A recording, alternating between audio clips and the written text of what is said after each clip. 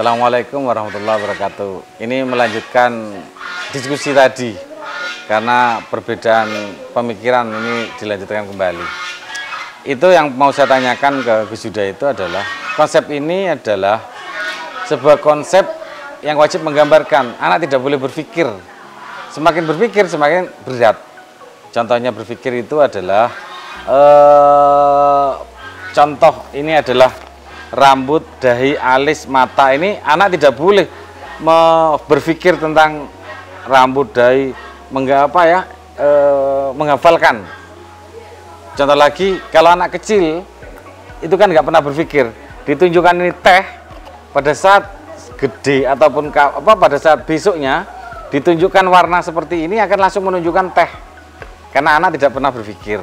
Nah, konsep ini kami mengambil dari Al-Baqarah, Gus, bahwa menggambarkan nama benda. Ini benernya dari mana? Untuk dari pembahasan agama saya tidak tahu bahwa di konsep ini tidak boleh berpikir tapi memfoto atau foto reading semua kata benda sehingga dia tidak perlu memikirkan yang terus-menerus.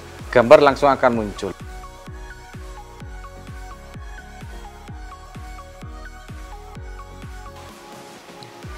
Suatu ketika Nabi itu ditegur sama Allah karena ada kekhawatiran apa yang sudah diberikan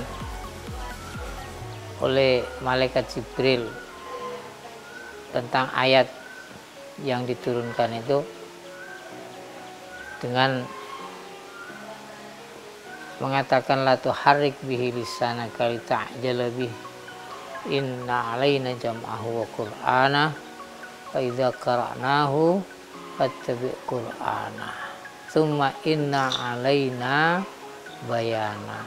Disinilah orang itu ada kecenderungan untuk memikirkan hal yang ditakutkan untuk hilang. Padahal Allah sudah menjamin inna alaina jam'ahu wa qur'ana wa idza qara'nahu fattabi' qur'ana. Ketika kamu baca itu Quran, fattabi' qur'ana summa inna alaina bayana. Aku yang akan menjelaskan itu. Summa inna alaina bayana. Nah, status Nabi yang ummi berpikirnya juga tidak bisa, istilahnya belum pernah mendapatkan sesuatu seperti halnya wahyu. Dia mengikuti alur. Tapi kadang-kadang manusiawi sekali. Nabi Muhammad itu kadang-kadang ya pingin khawatir, ada kekhawatiran manusiawi. Lah tuh harik, makanya Nabi diingatkan lah tuh harik bihi lisanak. Si aja ditirakno. Inna alaina jam'ahu wa qur'ana. Aku yang akan mengumpulkan di dirimu. Summa inna alaina bayan. Kemudian aku, yang penting kamu baca. Summa alaina bayan. Aku yang menjelaskan. Dari situlah segi penggambaran mungkin bisa dimasukkan. Summa alaina bayana. Kamu baca. Namanya dibaca itu didalami apa makna, apa isinya. Ini qara'nahu, dibaca. Namanya orang baca itu pastikan apa isinya kan itu. Nah, kemudian penjelasan lebih lanjut summa inna alaina bayana. Mungkin itu yang bisa disambungkan dengan kenapa orang kadang-kadang tidak harus berpikir. Ibarat orang itu, wes itu makanan kau makan sehat. Kalau orang percaya itu sehat, pasti sehat Pak. Gak usah mikir, iki kok nek halal bi, ini haram bi, iki kok nek penyakit bi. Karena tidak ada rasa kepercayaan. Makanya sampai Allah, alaina, ojo khawatir, itu aku yang menjelaskan. Nah, yang penting kamu baca.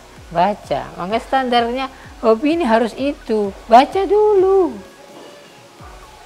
Urusan keterangan alaina bayana. nyambungnya di situ.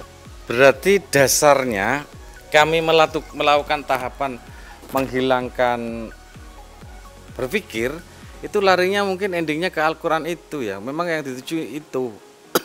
Sehingga pada tahapan awal itu tidak boleh berpikir menggambarkan.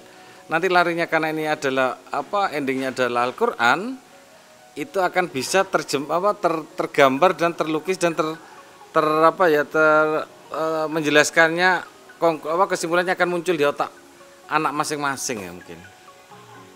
Mungkin itu karena mungkin dasarnya kita tidak boleh berpikir karena endingnya adalah Al-Quran itu.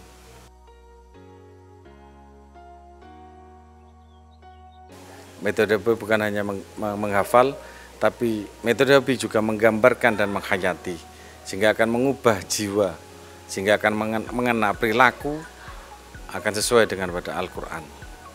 Mungkin itu yang bisa saya berikan, bahwa monggo semuanya masyarakat Nahdlatul Ulama kenali metode ini dan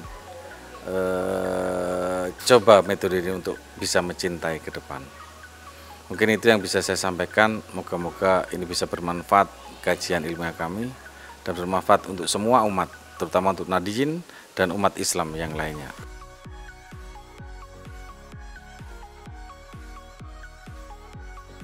Alhamdulillah, setelah paparan kita dapatkan dan sedikit banyak tidak melenceng dari apa yang kita sudah pernah pelajari dalam buku-buku tentang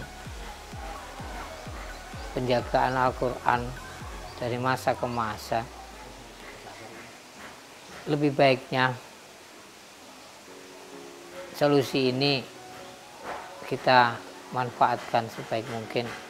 Pasti ada guna dan manfaatnya, dan mendorong generasi muda untuk lebih mencintai Al-Quran lewat hobi.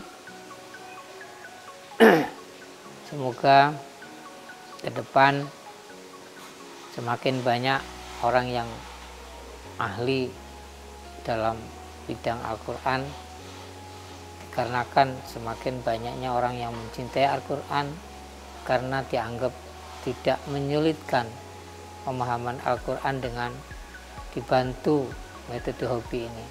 Semoga sukses. Wabillahi taufiq wal hidayah. Wassalamualaikum warahmatullahi wabarakatuh.